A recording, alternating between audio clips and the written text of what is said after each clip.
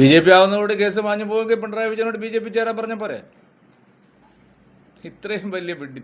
ഈ ഗോവിന്ദൻ മാഷ് ഞാൻ നേരത്തെ പറഞ്ഞില്ലേ, ഗോവിന്ദൻ മാഷ് എന്ന് പറഞ്ഞാൽ ഒരു അടിമക്കണ്ണായി മാറിയിരിക്കുകയാണ്. ഞാൻ നേരത്തെ പറഞ്ഞ കാര്യമാണ്. ഇത്രയും ഒരു അടിമയായിട്ടുള്ള സംസ്ഥാന സെക്രട്ടറി ഇന്നേവരെ കണ്ടിട്ടില്ല, ഇന്നുവരെ ഉണ്ടായിട്ടില്ല.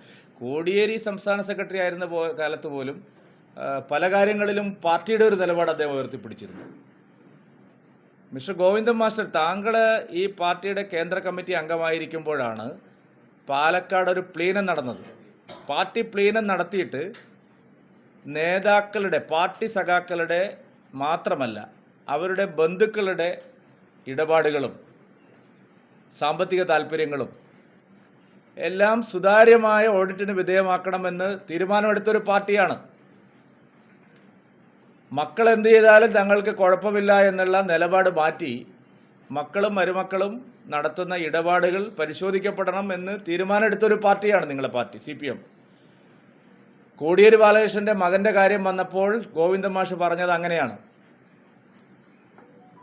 EP ജയരാജന്റെ ഭാര്യയും മക്കളും വിവാദത്തിൽപ്പെട്ടപ്പോൾ ഗോവിന്ദൻ മാഷ് പറഞ്ഞ കാര്യം അങ്ങനെയാണ്.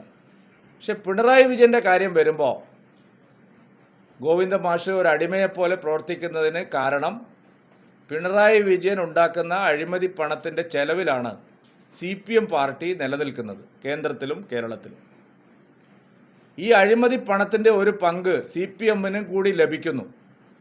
ഞാനിതൊരു രാഷ്ട്രീയ ആരോപണം ഉന്നയിക്കുന്നതല്ല. കരുവണ്ണൂർ സർവീസ് കോഓപ്പറേറ്റീവ് ബാങ്കിൻ്റെ അന്വേഷണം ED നടത്തിയപ്പോൾ 32 അക്കൗണ്ടുകളാണ് CPM പാർട്ടിക്ക് സഹകരണ ബാങ്കിൽ തൃശ്ശൂർ ജില്ലയിൽ മാത്രമുള്ളത്.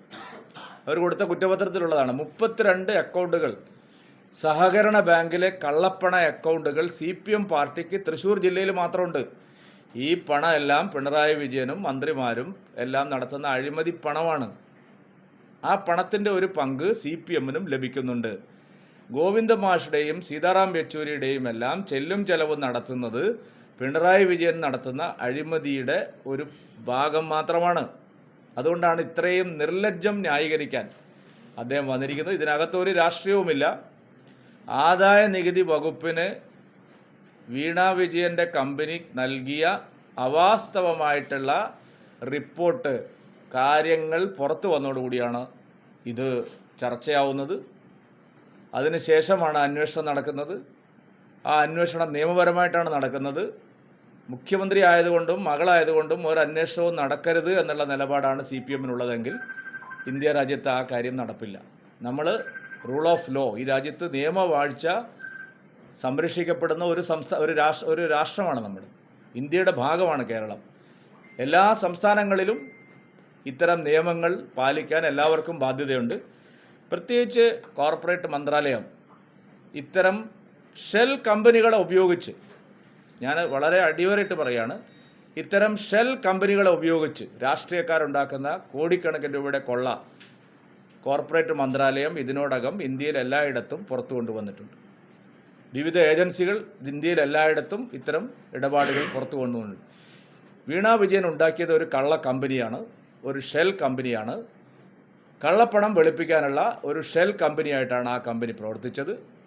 എക്സാലോജിക് എന്ന് പറയുന്ന കമ്പനി ഒരു IT കമ്പനിയോ അതല്ലെങ്കിൽ സുതാര്യമായി നടത്തുന്ന ഒരു കമ്പനിയോ അല്ല. ഭാര്യയുടെ പെൻഷൻ കൊണ്ട് മുതൽ മുടക്കിൽ തുടങ്ങിയ ഒരു സ്ഥാപനവുമല്ല. അതൊരു കള്ള കമ്പനിയാണ്, ഒരു ഷെൽ കമ്പനിയാണ്, കള്ളപ്പണം വെളുപ്പിക്കാനുള്ള ഒരു കമ്പനിയാണ്. പിണറായി വിജയൻ്റെ മകൾ മാത്രമല്ല, പിണറായി വിജയൻ്റെ മകനും ഇത്തരത്തിലുള്ള പല ഇടപാടുകളിലും, അദ്ദേഹം വിദേശത്താണ്, ഇത്തരത്തിലുള്ള പല ഇടപാടുകളിലും പങ്കാളികളായിട്ടുണ്ട് എന്നുള്ള കാര്യം പാർട്ടിക്കകത്ത് എല്ലാവർക്കും അറിയുന്ന കാര്യമാണ്. ഇതെല്ലാം വെളിച്ചത്ത് വരും എന്നുള്ള വേവലാതിയാണ് MV ഗോവിന്ദനും CPM-നും ഉള്ളത്. ശരിയായ നിലയിലായിരുന്നെങ്കിൽ ഗോവിന്ദൻ പറയേണ്ടിയിരുന്നത് നിയമത്തിൻ്റെ വഴിക്ക് നടക്കട്ടെ എന്നാണ്. അതിന് പകരം നേരിടും, രക്ഷിക്കുമെന്നൊക്കെ പറഞ്ഞ് എന്താ ഇവിടെ വല്ല മൽപ്പിടുത്തവും നടക്കുന്നുണ്ടോ? എന്താ ഇവിടെ മല്ലയുദ്ധം വല്ലതുണ്ടോ? നിയമപരമായിട്ടുള്ള കാര്യങ്ങളാണ്. ഇതിനെ നിയമപരമായിട്ടല്ലാതെ മറ്റേത് മാർഗത്തിലാണ് നേരിടാൻ സാധിക്കുന്നത്?